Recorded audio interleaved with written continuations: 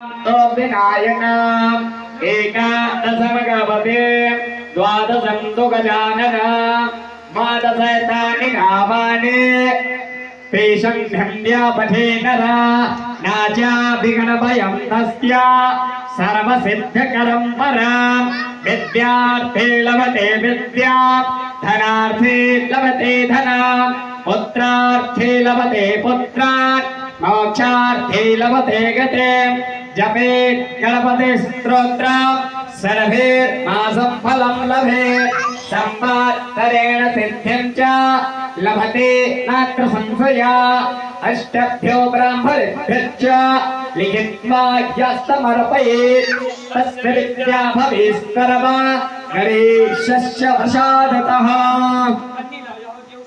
ॐ श्री गणेशाय नमः।